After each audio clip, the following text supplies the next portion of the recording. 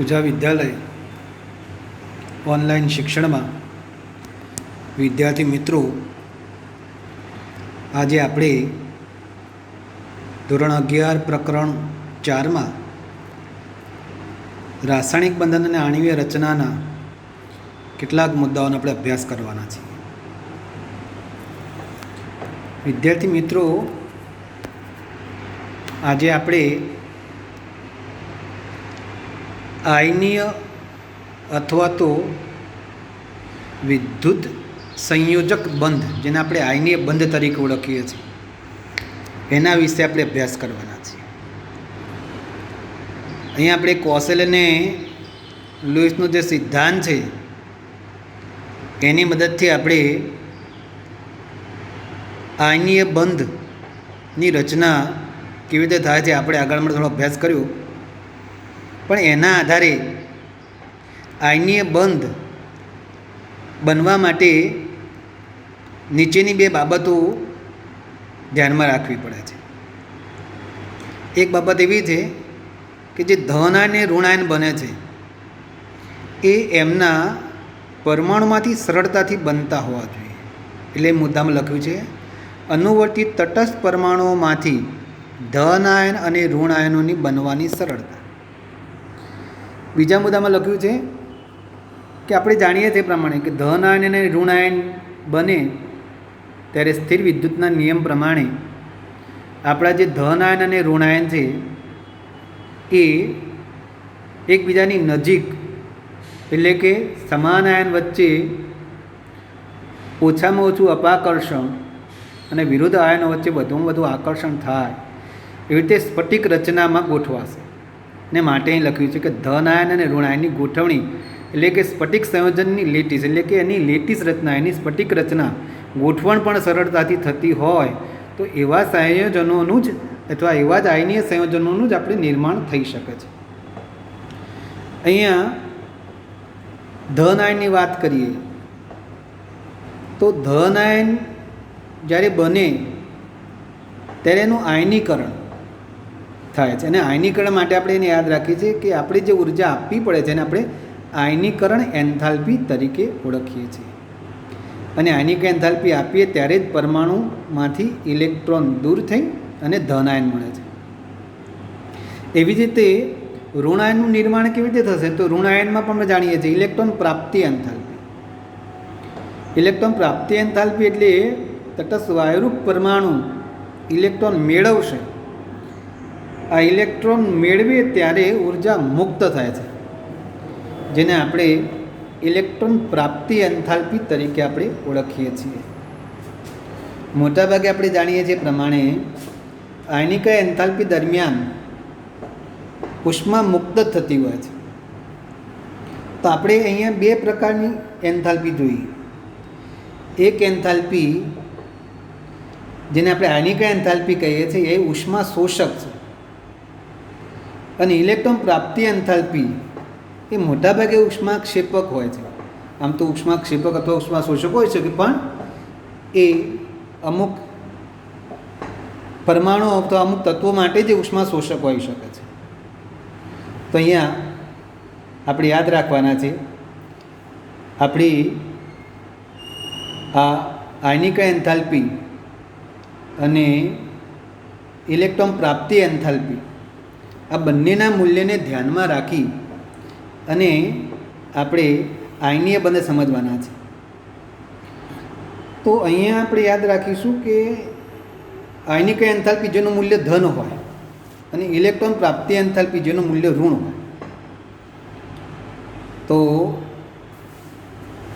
અહીંયા આયનીય બંધ કોના વચ્ચે બને? તો આપણે અગાઉ પણ ચર્ચા કરેલી છે કે જેની આયનીકરણ એન્થાલ્પી નીચી હોય અને જેની ઇલેક્ટ્રોન પ્રાપ્તિ એન્થાલ્પી ઊંચી હોય તેવા તત્વો વચ્ચે જ આયનિક બંધનું નિર્માણ થાય છે. એટલે મોટાભાગે જે ધન આયનો છે ધાતુ તત્વોમાંથી ઉત્પન્ન થતા હોય છે અને ઋણ આયનો છે તે અધાતુ તત્વોમાંથી ઉત્પન્ન થાય છે. ધન આયન માટે અપવાદ છે એમોનિયમ આયન, બાકી ધન આયન મોટાભાગે ધાતુ તત્વોમાંથી પ્રાપ્ત થતા હોય છે અને ઋણ આયન એ અધાતુ તત્વોમાંથી આપણને મળતા હોય છે. તો ધન આયન અને ઋણાયન બન્યા પછી આ ધન આયન અને ઋણાયન વચ્ચે કુલંબિક આકર્ષણ બળ હોય છે, અને કુલંબિક આકર્ષણ બળ થવાને કારણે એમની સ્ફટિક રચનામાં એમના આયનોના કદ અને એમની પેકિંગ ગોઠવણી આવા પરિબળો પર આધાર રાખી અને આપણે જાણીએ છીએ કે આ રીતે આપણને NaClની સ્ફટિક રચના મળે છે. આકૃતિમાં આપણે જોઈ શકીએ છીએ કે NaClની આ રીતે ગોઠવણ થાય છે. એમાં જે વાદળી રંગના છે Cl માઇનસ આયનો છે, અને લાલ રંગના જે નાના છે એ Na પ્લસ આયનો છે, અને આ રીતે આપણી સ્ફટિક રચના તૈયાર થાય છે. હવે અહીં આગળ આયનીય સંયોજન ઇલેક્ટ્રોન પ્રાપ્તિ એન્થાલ્પી અને આયનિક એન્થાલ્પી બંનેના મૂલ્યને આપણે ચર્ચા કરવાના છીએ કે આમ તો શું થશે કે આયનિક એન્થાલ્પી અને ઇલેક્ટ્રોન પ્રાપ્તિ એન્થાલ્પી બંનેનો આપણો સરવાળો કરીએ તો સરવાળો કરીએ તો અહીંયા તમે જોઈ શકો છો આપણી જે બંને Na Na પ્લસ બને ત્યારે આયનિક એન્થાલ્પી છે 495.8 કિલો જૂલ મોલ ઇનવર્સ, અને ક્લોરીનમાંથી Cl માઇનસ બને ત્યારે -348.7 કિલો જૂલ પ્રતિ મોલ છે. કહેવાનો મતલબ એવો છે કે અહીંયા આગળ આપણે દાખલા તરીકે ધન આયન અને ઋણાયન બની અને તરત જ જો આયનીય સંયોજન બનતા હોય તો આ બંનેનો સરવાળો કરીએ તો એનું મૂલ્ય છે 147.1 કિલો જૂલ પ્રતિ મોલ. એનો મતલબ આપણે જ્યારે NaClનું નિર્માણ કરવું પડે ત્યારે એકંદરે ઉર્જા આપવી પડે, કારણ કે આપવી પડતી ઉર્જા વધારે છે કોના કરતાં? મુક્ત થતી ઉર્જા કરતાં. પણ આપવી કરતી ઉર્જા કરતાં મુક્ત થતી ઉર્જા ઓછી હોય ત્યારે એકંદરે જે ઉર્જા છે એ આપણે આપવી પડે એવું થાય. પણ અહીં આગળ અને જો ઉર્જા આપવી પડે તો એવા સ્ફટિકની સ્થિરતા ખૂબ જ ઓછી હોય છે. તો એના માટે સમજવા માટે અહીં આગળ આપણે એની લેટિસ એન્થાલ્પીની વાત કરવાના છે. અહીંયા આપણને જે આપ્યું છે -788 કિલો જૂલ મોલ ઇનવર્સ એ લેટિસ એન્થાલ્પી છે. તો લેટિસ એન્થાલ્પી એટલા માટે કે જ્યારે કુલંબિક આકર્ષણ બળને કારણે ધન આયન અને ઋણાયન એવી સ્થાયી રચના પ્રાપ્ત કરે છે, એટલે કે સ્ફટિક બને છે, ત્યારે મુક્ત થતી ઉર્જાને આપણે લેટિસ એન્થાલ્પી તરીકે ઓળખીએ છીએ. અને આમ શોષાયેલી ઉર્જા કરતાં છૂટી પડતી ઉર્જા વધારે હોય છે, અને એને કારણે આપણે આયનીય સંયોજનો એ સ્થાયી સંયોજનો સ્વરૂપે આપણે મેળવી શકીએ છીએ. અને તેથી લખ્યું છું આયનીય સંયોજનની સ્થાયીતાનું ગુણાત્મક માપન તેની લેટિસની સર્જન એન્થાલ્પી દ્વારા પૂરું પાડવામાં આવ્યા છે, નહીં કે વાયુમાં અવસ્થાને આયની સ્પીસીસની ફક્ત માત્ર અષ્ટકની પ્રાપ્તિથી. આયનિક એન્થાલ્પી કે ઇલેક્ટ્રોન પ્રાપ્તિ એન્થાલ્પીથી આપણે આયનીય સંયોજનની સ્થાયીતા સમજાવી શકતા નથી. એના માટે આપણે લેટિસ એન્થાલ્પીનો ઉપયોગ કરવો પડે છે. અહીં લેટિસ એન્થાલ્પી એટલે શું હવે આપણે સમજવાના છે. તો લેટિસ એન્થાલ્પીની વ્યાખ્યા આપણે અહીં સમજવાના છે. તો આપણે જાણીએ છીએ કે દરેકે દરેક આયનિક ઘન એ સ્ફટિક રચના ધરાવતો હોય છે. તો એ જે સ્ફટિક છે એ ઘન અવસ્થામાં છે, એટલે આપણે એક મોલ ઘન પદાર્થ લેવાનો, એક મોલ આયનીય ઘન પદાર્થ લેવાનો, અને એને ઉર્જા આપીએ એટલે એના જે આયનો છે જે સ્ફટિકમાં આવેલા છે એ વાયુમય ઘટકીય આયનોમાં ફેરવાઈ જાય, એટલે કે વાયુમાં રૂપાંતર થઈ જાય ત્યાં સુધી જે ઉર્જા આપવી પડે એને આપણે લેટિસ એન્થાલ્પી તરીકે આપણે ઓળખીએ છીએ. NaClની વાત કરીએ તો NaClના એક મોલ સ્ફટિક લેવાનો છે, એને આપણે એટલી ઉર્જા આપવાની છે જેથી કરીને Na પ્લસ ગેસિયસ અને Cl માઇનસ ગેસિયસ આયન આ બંને આયનોમાં રૂપાંતર પામી જાય ત્યાં સુધી આપણે ઉર્જા આપવાની. આપણે જાણીએ છીએ જ્યારે ગરમ કરીશું NaClના સ્ફટિક ત્યારે પહેલાં ઘનમાંથી પ્રવાહીમાંથી વાયુમાં એવી રીતે રૂપાંતર થશે ત્યારે એને ઉર્જા આપી. ઉર્જાનું મૂલ્ય છે 788 કિલો જૂલ પ્રતિ મોલ. એટલે આપણે આટલી ઉર્જા આપીએ ત્યારે વાયુ સ્વરૂપમાં રૂપાંતર થાય. પણ આપણે હમણાં જ ચર્ચા કરીએ કે આ રીતે વાયુ સ્વરૂપ આયનો જ્યારે સ્ફટિકમાં રૂપાંતર પામે ત્યારે -788 કિલો જૂલ ઉર્જા, એટલે કે 788 કિલો જૂલ ઉર્જા જે આપણે આપવી પડે છે એટલી ઉર્જા જ્યારે સ્ફટિકનું નિર્માણ થાય છે ત્યારે મુક્ત થાય છે, અને આપણે લેટિસ એન્થાલ્પી તરીકે આપણે ઓળખીએ છીએ.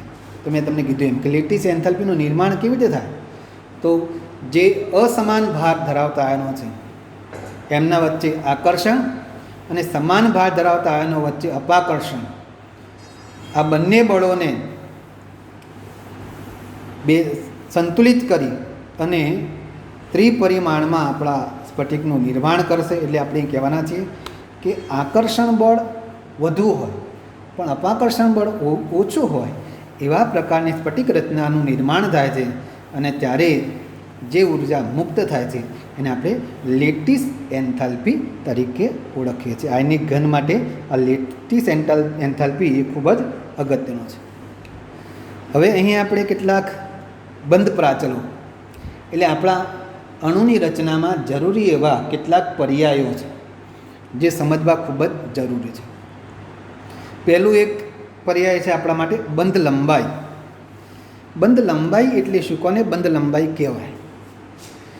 તો બંધ લંબાઈમાં આપણે એવું કહેવાના છીએ કે જ્યારે અણુમાં બે પરમાણુ રહેલા હોય, કારણ કે અણુ બને ત્યારે એમના વચ્ચે પરમાણુ વચ્ચે બંધ બનેલો હોય, કે અણુમાં જે બે પરમાણુ હોય, કારણ કે અણુમાં જે જોડાયેલા પરમાણુ હોય એમના કેન્દ્ર વચ્ચેના સંતુલિત અંતરને બંધ લંબાઈ કહે છે. જે પરમાણુ જોડાયેલા હોય એ પરમાણુ વચ્ચેના સંતુલિત અંતરને બંધ લંબાઈ તરીકે આપણે ઓળખીએ છીએ. એટલે કે અણુમાં રહેલા અથવા અણુમાં જોડાયેલા બે પરમાણુના કેન્દ્ર વચ્ચેના સંતુલિત અંતરને બંધ લંબાઈ કહે છે. હવે આ બંધ લંબાઈ આપણે કંઈ માપપટ્ટી કે એવા કોઈ સાધનથી આપણે માપી શકતા નથી. એટલે લંબાઈ માપવા માટે સ્પેક્ટ્રોસ્કોપી પદ્ધતિ એટલે કે વર્ણપટદર્શકીય પદ્ધતિ, ક્ષ-કિરણ વિવર્તન, ઇલેક્ટ્રોન વિવર્તન વગેરે ટેકનિકોનો આપણે ઉપયોગ કરી અને આ રીતે બંધ લંબાઈ આપણે નક્કી કરીએ છીએ. તો અહીંયા આપણી બંધ લંબાઈ પછી આગળ આપણે ત્રિજ્યાની વાત કરવાના છે. તો સહસંયોજક ત્રિજ્યા અને વાંડરવાલ્સ ત્રિજ્યા બે પ્રકારની ત્રિજ્યા આપણે જોવાના છે. તો તમે જોઈ શકો છો કે અહીંયા આપણને એક ક્લોરીનનો અણુ આપેલો છે. બે ક્લોરીનના પરમાણુ જોડેલા છે. તો એમાં બે પ્રકારની આકૃતિ છે. એક આકૃતિમાં બે ક્લોરીનના પરમાણુ એકબીજા સાથે બંધ બનાવીને એકબીજાને જોડાયેલા છે. તો એવા જે પરમાણુ છે એને બંધિત અવસ્થા કહેવાય. કેવા બંધિત અવસ્થા એટલે આપણે અહીં આકૃતિમાં તમે જોઈ શકો છો કે જે ક્લોરીનના પરમાણુ છે એમાં ક્લોરીનના બે અણુ છે. બે અણુમાં અલગ અલગ અણુ છે બંને, અને એમાં બે પરમાણુ એકબીજા સાથે જોડાયેલા છે અને સાથે સાથે બે અણુ પણ એકબીજાની નજીક વાંડરવાલ્સ આકર્ષણથી જકડાયેલા છે. તો અહીંયા પહેલાં આપણે સહસંયોજક ત્રિજ્યા સમજીએ. સહસંયોજક ત્રિજ્યા એટલે શું? તો આપણે અહીં આગળ જે ડાર્ક ભાગ જોઈ રહ્યા છે ક્લોરીનના અણુની અંદર બે ડાર્ક જે બે પરમાણુ દર્શાવ્યા છે એ પરમાણુ વચ્ચેનું જે અંતર છે તમે જોઈ શકો છો, એને માપ આપ્યું છે 198 પિકોમીટર. એ 198 પિકોમીટર એ બે કેન્દ્ર વચ્ચેનું અંતર છે અને બે કેન્દ્ર વચ્ચેના અંતરના સરેરાશ અડધા માપને આપણે એમની સહસંયોજક ત્રિજ્યા તરીકે ઓળખ્યું છે. કેટલી થશે? 198 અડધું 99 પિકોમીટર. આ તે જુઓ વ્યાખ્યા એમને આપી છે કે બંધિત અવસ્થામાં, આ શબ્દ ખાસ જરૂરી છે, બંધિત અવસ્થામાં કોઈ પરમાણુના કોર જે સંલગ્ન પરમાણુના કોર સાથે સંપર્કમાં હોય તે છે તેની ત્રિજ્યા પરથી સહસંયોજક ત્રિજ્યા માપવામાં આવે છે. તો આ રીતે બે બંધિત પરમાણુ વચ્ચેના કેન્દ્રનું જે અંતર છે એ અંતરના સરેરાશ અડધા માપને આપણે એને સહસંયોજક ત્રિજ્યા તરીકે ઓળખીએ છીએ. વાંડરવાલ્સ ત્રિજ્યાની આપણે વાત કરીએ તો વાંડરવાલ્સ ત્રિજ્યામાં આપણે એવું કહેવાના છીએ કે અબંધિત, એટલા માટે જો અહીંયા વ્યાખ્યામાં લખેલું છે કે વાંડરવાલ્સ ત્રિજ્યાને જ્યારે સમજીએ છીએ અહીંયા આપણને મેં હમણાં જે સહસંયોજક ત્રિજ્યાની વાત કરી એ આપણને આગળ સમજાયેલું છે. પરમાણુ એ અને બી બંને વચ્ચેનું જે લંબાઈ છે, કારણ કે બે વિષમ પરમાણુ ધારો કે બે જુદા જુદા હોય, સમાન પરમાણુ તો આપણે એને અડધું કરી શકીએ છીએ, પણ જો પરમાણુ સમાન ન હોય તો બંનેની ત્રિજ્યા અલગ અલગ થશે. તો અહીંયા આગળ આપણે અબંધકારક પરિસ્થિતિમાં સંયોજકતા કોષમાં સમાયેલા જે વાન ડર વાલ્સ બંધ છે એની આપણે ચર્ચા કરવાના છીએ. તો અહીંયા વાન ડર વાલ્સ જે બંધ છે એમાં અબંધકારક એટલે કે બંધ ના બન્યું હોય. તમે જોઈ શકો જે આકૃતિ છે એમાં બે અણુ છે, બે અણુમાં અલગ અલગ પરમાણુ છે, એમના વચ્ચે બંધ નથી બન્યું. બે અણુ વચ્ચે ખાલી વાન ડર વાલ્સ આકર્ષણ જ છે અને એમના વચ્ચેના કેન્દ્ર વચ્ચેનું અંતર તમને આપ્યું છે 360 પિકોમીટર માપ આપ્યું છે. શું આપ્યું છે? 360 પિકોમીટર માપ. એ 360 પિકોમીટર માપના અડધા માપને આપણે એની વાન ડર વાલ્સ ત્રિજ્યા કહીશું. તો 360 પિકોમીટર અડધું કેટલું થશે? 180 પિકોમીટર. તો આ રીતે આપણી વાન ડર વાલ્સ ત્રિજ્યામાં સંયોજકતા કોષની કયું સ્વરૂપ? તો કે જેમાં અબંધકારક પરિસ્થિતિઓમાં સંયોજકતા કોષનો સમાવેશ કરેલો છે. વાન ડર વાલ્સ ત્રિજ્યા એટલે શું? તો કે અબંધકારક પરિસ્થિતિમાં રહેલા બે પરમાણુના કેન્દ્ર વચ્ચેનું જે અંતર છે એના સરેરાશ અડધા મૂલ્ય. આપણે એટલા માટે નહીં બોલતા, ક્યારેક અસમાન પરમાણુ હોય તો પણ આવી રીતે આપણે માપી શકીએ, પણ એમાં આપણે ત્રિજ્યાની જ વાત કરીશું. એટલે વાન ડર વાલ્સ ત્રિજ્યા પરમાણુની એકંદર ત્રિજ્યા દર્શાવે છે જેમાં અબંધકારક પરિસ્થિતિમાં સંયોજકતા કોષનો સમાવેશ થાય. એટલે આપણે આકૃતિ ખાસ સમજી લઈએ. આગળ આકૃતિ આપણે એટલા માટે સમજવાના છીએ કે અહીંયા જોઈ શકાય છે કે જે એચ કલરના બે પરમાણુ છે એમના વચ્ચે બંધ બને છે ત્યારે એ જે પરમાણુ જોડાય છે ત્યારે બંધ બને છે. પણ તમે જો એના ઉપર બીજું એક રાઉન્ડ છે જે વધારાનું આપણે જોઈ શકીએ છીએ અણુનું દર્શાવતું, અને એ એકબીજાની નજીક આવ્યા છે ત્યારે એમના બે પરમાણુ વચ્ચેના કેન્દ્રનું અંતર 360 પિકોમીટર છે અને એનું અડધું કરીશું એટલે વાન ડર વાલ્સ ત્રિજ્યા આપણને મળશે એ 180 પિકોમીટર આપણને માલુમ પડે છે. તો આ રીતે આપણે ત્રિજ્યા વિશે અભ્યાસ કર. એવી જ રીતે આપણે બંધ કોણની ચર્ચા કરીશું. બંધ કોણ એટલે શું? તમે જો આ પાણીનો અણુ આપેલો છે H2O. હવે H2Oમાં બે બંધ બનેલા છે, એ બે બંધ વચ્ચેના અંતરને આપણે બંધ કોણ કહેવાના છે. તો આજે બંધ ક્યારે બને? તો ત્યાં બંધકારક ઇલેક્ટ્રોન યુગ્મ એટલે કે બંધમાં ભાગ લીધેલા ઇલેક્ટ્રોન હોય તો. એટલે આપણે એ કક્ષકોને શું કહીશું? બંધન ઇલેક્ટ્રોન ધરાવતી કક્ષકો. એટલે જો લખ્યું છે અણુ સંકીર્ણ આયનમાં મધ્યસ્થ પરમાણુ એટલે ઓક્સિજનની આસપાસ બંધન ઇલેક્ટ્રોન ધરાવતી કક્ષકોની વચ્ચે રચાતા ખૂણાને બંધ કોણ કહે છે. એટલે કે જે બંધકારક કક્ષકો છે એ કક્ષકો વચ્ચેના ખૂણાને આપણે બંધ કોણ તરીકે આપણે ઓળખીએ છીએ. એ પણ આપણે સ્પેક્ટ્રોસ્કોપી પદ્ધતિથી નક્કી કરી શકીએ છીએ. અને એમ માપવા માટે આપણે બંધ કોણને અંશમાં રજૂ કરીએ છીએ, ડિગ્રી અંશમાં રજૂ કરીએ છીએ. આ લખ્યું છે ને કે ઓક્સિજનના OH બંધ એટલે કે HOH બંધ કોણ લખો ત્યારે આપણે H-O-H એટલે કે HOH બંધ કોણ 104.5 ડિગ્રી છે એવું આપણે દર્શાવી શકીએ છીએ. તો બંધ કોણ અહીંયા સમજ્યા. એવી રીતે આપણે બંધ એન્થાલ્પી જોઈએ. બંધ એન્થાલ્પી એટલે શું? તો આપણે વાયુરૂપ અવસ્થામાં અહીંયા સમીકરણ આપણે આપ્યું છે H2 gas gives H gas plus H gas plus delta A H0.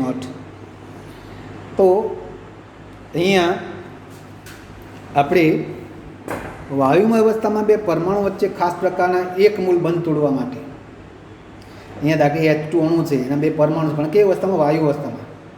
અને એ બે પરમાણુને એકબીજાથી દૂર કરવા માટે આપવી પડતી પણ કેટલા મૂળ? તો કે એક મૂળ. એટલે ખાસ યાદ રાખીશું કે વાયુ અવસ્થામાંના બે પરમાણુ વચ્ચે ખાસ પ્રકારના એક મૂળ બંધને તોડવા માટે જરૂરી ઉર્જાને આપણે એની બંધ એન્થાલ્પી તરીકે ઓળખીએ છીએ. એક મૂળ બંધ ક્યારે હોતું? એક મૂળ અણુ હોય ત્યારે. તો આપણે અહીં આગળ આ જે મૂળ એટલા માટે કે આ માત્રાત્મક ગુણધર્મ છે એટલે આપણે મૂળ લખવું જરૂરી છે.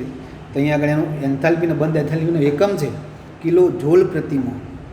અને એચ બંધની એન્થાલ્પી છે 435.8 કિલો જૂલ પ્રતિ મોલ. એવી જ રીતે બહુબંધ આવેલા હોય, દ્વિબંધ આવેલા હોય, ત્રિબંધ આવેલા હોય એને પણ આપણે આ રીતે વાયુ સ્વરૂપમાં રૂપાંતર કરી અને એમની પણ એન્થાલ્પી આ રીતે ધારો કે O2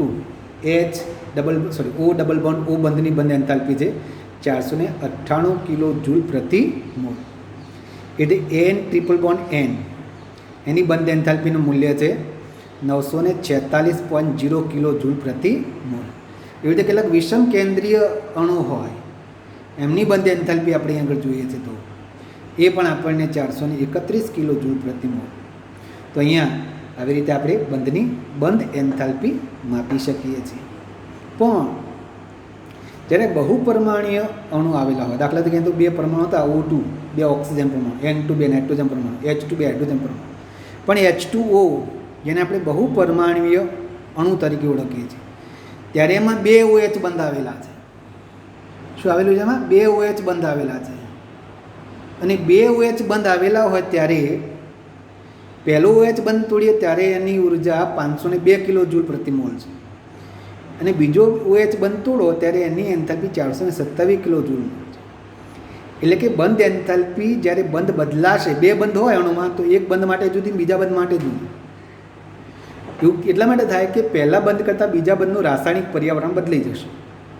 એવી જ રીતે ઇથેનોલ C2H5OH અને પાણી જેમાં પણ OH છે, તો બંનેના OHની એન્થાલ્પી જુદી જુદી હોય છે. તો અહીંયા આગળ આપણે આવા બહુપરમાણુ અણુમાં હવે એક કરતાં વધારે જો આવા બંધ આવેલા હોય ત્યારે આપણે એની સરેરાશ બંધ એન્થાલ્પીનો ઉપયોગ કરીશું. શું લઈશું? સરેરાશ બંધ એન્થાલ્પી. તેમાં લઈશું કુલ બંધ વિયોજન એન્થાલ્પી, અને આ મૂલ્યને તૂટેલા બંધની સંખ્યા વડે ભાગી દેવું. તો અહીંયા આગળ આપણે 2 બંધ તોડ્યા OHના, એકની ઉર્જાથી 502, બીજાની ઉર્જાથી 427, બંનેનો સરવાળો કરી 2 વડે ભાગીશું એટલે આપણને સરેરાશ બંધ એન્થાલ્પી મળશે. તો આ રીતે OH બંધની સરેરાશ બંધ એન્થાલ્પી છે 464.5 કિલો જૂલ પ્રતિ મોલ. એવી જ રીતે આપણે બંધ ક્રમાંકની વાત કરવાના છે. બંધ ક્રમાંક એક નવો પર્યાય છે. જેમ આપણે બંધ લંબાઈ જોયું, બંધ કોણ જોયું, બંધ એન્થાલ્પી, હવે બંધ ક્રમાંક. બંધ ક્રમાંક એટલે શું? તો સહસંયોજક બંધના લુઈસ વર્ણનમાં બંધ ક્રમાંક અણુમાંના 2 પરમાણુ વચ્ચેના બંધની સંખ્યા છે. જ્યારે લુઈસે અણુનું નિર્માણ કર્યું છે, અષ્ટક રચના સમજાવી, અને એમાં જે બંધ બનાવ્યા છે, દાખલા તરીકે H2, એમાં 1 બંધ બને છે, 1 ઇલેક્ટ્રોનની ભાગીદારી, તેનો બંધ ક્રમાંક 1 થશે. O2 એમાં 2 ઇલેક્ટ્રોનની ભાગીદારી છે, એટલે એમાં 2 બંધ થશે, માટે એનો બંધ ક્રમાંક 2 થશે. N2 એમાં 3 ઇલેક્ટ્રોનની ભાગીદારી, 3 ઇલેક્ટ્રોનની ભાગીદારી એટલે 3 બંધ થશે, તેનો બંધ ક્રમાંક 3 થશે. અને આ રીતે તો જુદા જુદા જે પરમાણુ છે, એ પરમાણુ વચ્ચે જે બંધ રચાય છે, એ બંધની સંખ્યાને આપણે બંધ ક્રમાંક તરીકે ઓળખીએ છીએ. તો અને અહીંયા આગળ આપણને બીજી એક અગત્યની માહિતી આપે છે કે જ્યારે સમ ઇલેક્ટ્રોનીય અણુઓ અને આયનોને સમાન બંધ ક્રમાંક હોય છે, એટલે કે કેટલાક એવા સમ ઇલેક્ટ્રોન આયન, આપણે આગળ પણ ચર્ચા કરી ગયા, સમ ઇલેક્ટ્રોન આયન એટલે જે અણુમાં ઇલેક્ટ્રોનની સંખ્યા સરખી હોય. દાખલા તરીકે આપણે F2 અને O2 2- વાત કરીએ. F2માં એના ઇલેક્ટ્રોનની વાત કરીએ તો F2માં કેટલા ઇલેક્ટ્રોન છે? તો F2માં આપણે જાણીએ છીએ 9 2 18 ઇલેક્ટ્રોન. O2 2- કેટલા ઇલેક્ટ્રોન? તો O2 2- તમે જુઓ, O2ના 16 અને બીજા 2 એટલે 18 ઇલેક્ટ્રોન. અને F2 અને O2 2- ઇલેક્ટ્રોન સરખા હોવાથી બંધ ક્રમાંક સરખો હોય છે. એટલે F2 અને O2 2- જે સમ ઇલેક્ટ્રોનીય છે, માટે એમનો બંધ ક્રમાંક 1 છે. N2 CO NO+, કે જેવું પણ સમ ઇલેક્ટ્રોનીય હોવાથી એમના બંધ ક્રમાંક 3 છે. તો અહીંયા આપણે બંધ ક્રમાંક એ અણુની સ્થાયીતા સમજવા માટે ખૂબ જ અગત્યનું છે. તો જેમ બંધ ક્રમાંક વધારે એમ બંધ એન્થાલ્પી વધારે અને બંધ લંબાઈ ઓછી. બંધ ક્રમાંક વધશે એમ બંધ એન્થાલ્પી વધશે, પણ બંધ લંબાઈ ઘટશે અને સ્થિરતા વધશે. સ્થાયીતા માટેનો આવો ટોપિક છે. બંધ ક્રમાંક વધે, બંધ એન્થાલ્પી વધે, બંધ લંબાઈ ઘટે અને સ્થાયીતા વધે. બંધ ક્રમાંક ઘટે, બંધ એન્થાલ્પી ઘટે અને બંધ લંબાઈ વધે તો સ્થાયીતા ઘટે. આવી રીતે આપણે આ સ્થિરતા માટે પણ બંધ ક્રમાંકનો આપણે ઉપયોગ કરી શકીએ છીએ. હવે આપણે સંસ્પંદન રચનાની વાત કરવાના છે. ક્યારેક એવું પણ થાય છે કે લુઈસનું નિરૂપણ આપણે દર્શાવ્યું હોય, એમાં કોઈ એક નિરૂપણ એનું સમગ્ર માહિતી આપી શકતો નથી. દાખલા તરીકે ઓઝોનની વાત કરીએ તો ઓઝોનના 2 બંધારણ આપણે આગળ દોરીને આપ્યા છે, બંધારણ 1 અને બંધારણ 2. પણ બંધારણ 1 અને બંધારણ 2 એ ઓઝોનની સંપૂર્ણ માહિતી આપી શકતું નથી. એટલે અહીંયા એને લખ્યું છે ને વિહિત બંધારણ, એને આપણે બંધારણ 1 અને બંધારણ 2 થી જ ઓળખીશું. બંધારણ 1 અને બંધારણ 2 એટલા માટે નથી આપતું તમે બંધ લંબાઈથી જ આપણે સમજીએ કે ખરેખર ઓઝોનમાં તમે જોઈ શકો છો એની રચના છે. એમાં જો ઓ સિંગલ બોન્ડ ઓ છે અને ઓ ડબલ બોન્ડ ઓ છે. તો ઓ સિંગલ બોન્ડ ઓ એની બંધ લંબાઈ 148 પિકોમીટર અને ઓ ડબલ બોન્ડ ઓ એની બંધ લંબાઈ 121 પિકોમીટર હોવી જોઈએ. પરંતુ જ્યારે પ્રાયોગિક રીતે એની બંધ લંબાઈ માપવામાં આવી ત્યારે બંને બંધની બંધ લંબાઈ એક સરખી માલુમ પડી અને કેટલી છે 128 પિકોમીટર. બંને બંધની બંધ લંબાઈ 128 પિકોમીટર માલુમ પડી. એટલે આપણે જાણીએ છીએ કે ના એકલ બંધ ના દ્વિબંધ, એટલે કે એકલ બંધ કરતાં ઓછી અને દ્વિબંધ કરતાં વધારે બંધ લંબાઈ ધરાવતું પ્રાયોગિક માહિતી મળી. અને ત્યારે ઓઝોનના આ સંસ્પંદનની જે એટલે કે આપણું જે ત્રીજું બંધારણ આપણે દોર્યું છે ને સંસ્પંદન બંધારણ તરીકે ઓળખીએ છીએ. તો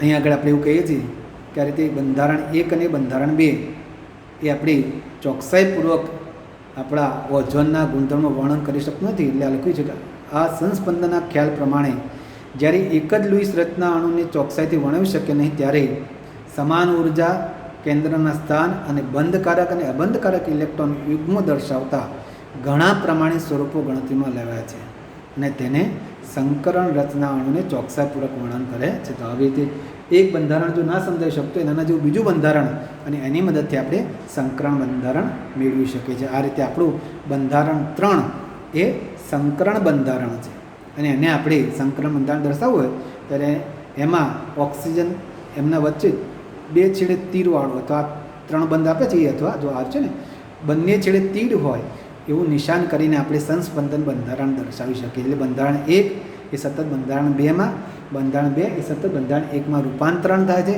એટલે મધ્ય ક્ષણે આપણે બંધારણ 3 દર્શાવી શકીએ છીએ. તો આ રીતે આપણે સંકરણ બંધારણ એ કેટલાક અણુઓ આવી રીતે સંકરણ ધરાવે છે. ધારો કે કાર્બોનેટ આયનો પણ આ રીતે સંકરણ ધરાવે છે, CO3 2 CO, બરાબર. તો એ પણ આપણે અહીંયા આગળ કાર્બન આયનનું ઉદાહરણ આપણને કોયડામાં આપેલું છે તે આપણે જોઈ શકીએ છીએ. તો અહીંયા આપણે આ સંસ્પંદનના કારણે શું થશે તો કે સંસ્પંદન અણુની સ્થાયીતા બનાવે છે. સંસ્પંદનને કારણે અણુ સ્થિર બને છે અને સ્થિર બનવાના કારણે સંસ્પંદન, કારણ કે સંસ્પંદન જેટલી ઉર્જા વપરાઈ જશે એટલે અણુની ઉર્જા ઘટશે અને સ્થિરતા વધશે.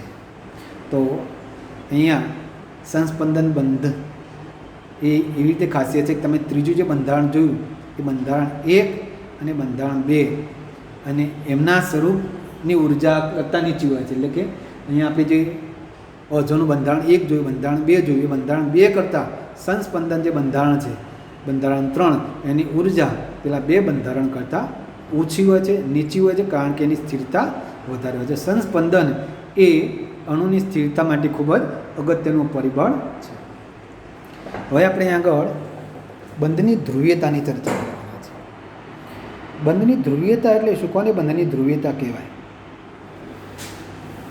તો કોઈ પણ જે બંધ છે એ 100% આયની અથવા 100% સહસંયોજક હોતો નથી. થોડે ઘણે અંશે સહસંયોજક બંધ હોય તે આયનીય લક્ષણ ધરાવશે અને આયનીય બંધ હોય તો એ સહસંયોજક લાક્ષણિકતા ધરાવતો હોય છે. આ 2 હાઇડ્રોજન પરમાણુની આપણે વાત કરીએ તો પણ એ કંઈક અંશે આયનીય લક્ષણ ધરાવે છે. અહીંયા આગળ આપણને 2 સમાન પરમાણુના વચ્ચેના સહસંયોજક બંધ ધરાવતા અણુ H2O2 Cl2 વગેરે આપેલા છે. એવા સંજોગોમાં બંને સમાન પરમાણુ હોય ત્યારે બંધ અધ્રુવ્ય થશે. પણ જ્યારે 2 વિષમ કેન્દ્રીય પરમાણુ હોય, 2 વિષમ કેન્દ્રીય અણુ એટલે કે HF તમે જોઈ શકો છો, HFમાં Fની વિદ્યુત ઋણતા વધારે છે અને Hની વિદ્યુત ઋણતા ઓછી છે અને એને કારણે બંધના ઇલેક્ટ્રોન એ ફ્લોરિન તરફ ખેંચાયેલા છે. કોના તરફ ખેંચાયેલા છે? ફ્લોરિન તરફ ખેંચાયેલા છે અને બંધ ધ્રુવીય બનશે. બંધના ઇલેક્ટ્રોન ફ્લોરિન તરફ ધરાવતા હોવાથી બંધ ધ્રુવીય થશે અને આ ધ્રુવીભવનનું જે પરિણામ છે દ્વિધ્રુવીય ચાક માત્રાથી દર્શાવી શકાય છે. અને દ્વિધ્રુવીય ચાક માત્રાનું જે મૂલ્ય છે એને આપણે દ્વિધ્રુવીય ચાક માત્રાની સંજ્ઞા μ છે. એને દર્શાવવા માટે અહીંયા આગળ આપણને આપ્યું છે કે દ્વિધ્રુવીય ચાક માત્રા બરાબર ભાર ગુણ્યા અલગીકરણનું અંતર, બે જે વીજભાર ધરાવતા આયનો છે એમના વચ્ચેનું અંતર આર અને એમના ભારના ગુણાકારની માત્રાને આપણે દ્વિધ્રુવીય ચાક માત્રાથી દર્શાવી શકીએ છીએ. અને દ્વિધ્રુવીય ચાક માત્રા એ ડીબાઈ એકમથી દર્શાવવામાં આવે છે. અહીંયા એક રૂપાંતરણમાં આપ્યું છે કે 1 debye is equal to 3.3356 into 10⁻30 coulomb into metre.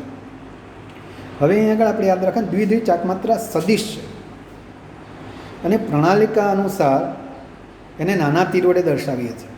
અને એમાં આ પ્રણાલિકા અનુસાર છે, આપણે હમણાં રાસાયણિક પદ્ધતિ પાછળ બદલી નાખ્યું છે, તમારું ધ્યાન ખાસ એ દોરું છું કે આ જે તીર છે ને એમાં પૂંછડીનો ભાગ ઋણ છે અને શીર્ષનો ભાગ ધન કેન્દ્ર તરફ હોય. પ્રણાલિકા અનુસાર દ્વિધ્રુવીય ચાક માત્રા દર્શાવતા તીરમાં તીરનો જે પાછળનો છેડો છે પૂંછડી કહેવાય એ ઋણ કેન્દ્ર તરફ હોય અને શીર્ષ ધન કેન્દ્ર તરફ હોય. પણ જ્યારે રસાયણ વિજ્ઞાનમાં દ્વિધ્રુવીય ચાક માત્રા દર્શાવવાની હોય ત્યારે તમે જો ક્રોસ કરેલું તીર છે એ ક્રોસ કરેલમાં તીરમાં જે ક્રોસવાળો ભાગ છે એ ધન છેડા તરફ હશે અને શીર્ષનો ભાગ ઋણ છેડા તરફ. એટલે જો આપણા પ્રણાલિકા કરતાં તદ્દન વિરુદ્ધ છે. HFની વાત કરીએ તમે જુઓ, H ધન ભારિત બનશે, F ઋણ ભારિત બનશે, એટલે તીરનો જે શીર્ષનો ભાગ છે F તરફ છે. તો એ શું દર્શાવે છે? આ તીરનો જે ભાગ છે આપણા ઇલેક્ટ્રોનની ઘનતાનું સ્થળાંતર દર્શાવે છે કે ઇલેક્ટ્રોન ફ્લોરિન તરફ ખેંચાયેલા છે. અને તીરની દિશા એ આપણી દ્વિધ્રુવીય ચાક માત્રાની જે પ્રણાલીગત દિશા છે એના કરતાં તદ્દન ઉલટી દિશામાં ગોઠવાયેલા હોય. હવે અહીંયા આગળ આપણે જુદા જુદા જે અણુઓ છે એના માટે આપણે ચાક માત્રા જોવાના છે. કારણ કે જુદા જુદા આપણો જે દ્વિધ્રુવીય ચાક માત્રા છે એ સદિશ છે. સદિશ હોવાના કારણે એ અણુના બંધારણ પર પણ આધાર રાખશે. દાખલા તરીકે આપણે H2Oમાં દ્વિધ્રુવીય ચાક માત્રા જોઈએ તો તમે જોઈ શકો છો કે હાઇડ્રોજનની વિદ્યુતતા ઓક્સિજનની વિદ્યુતતા ઓછી છે. એટલે આપણે દ્વિધ્રુવીય ચાક માત્રાની નિશાની આપણે દર્શાવીએ છીએ ત્યારે દ્વિધ્રુવીય ચાક માત્રા ઓક્સિજન તરફ જાય છે અને પરિણામી દ્વિધ્રુવીય ચાક માત્રા આપણને આકૃતિમાં દર્શાવી છે. અને માટે અહીંયા આપણે ઓક્સિજનની જે દ્વિધ્રુવીય ચાક માત્રા છે એ 6.17 × 10⁻³ કુલમ ઇન્ટુ મીટર છે. એવી જ રીતે BF2 એની દ્વિધ્રુવીય ચાક માત્રા 0 છે. તમે અણુનો આકાર જોઈ શકો, રેખીય આકાર છે અને બંને સામસામે છે. બેરિલિયમથી ફ્લોરિન તરફ ઇલેક્ટ્રોન આકર્ષાશે અને બંનેની દિશા વિરુદ્ધ હોવાના કારણે એમની જે દ્વિધ્રુવીય ચાક માત્રા રદ થશે અને માટે એનું મૂલ્ય 0 થશે. એવી જ રીતે BF3માં પણ આપણે જોઈએ છીએ. BF3માં બંધ કોણ 120નો છે. ત્યારે તમે જોઈ શકો છો કે આપણે BF3માં આકૃતિ એમાં 2 BF બંધ છે.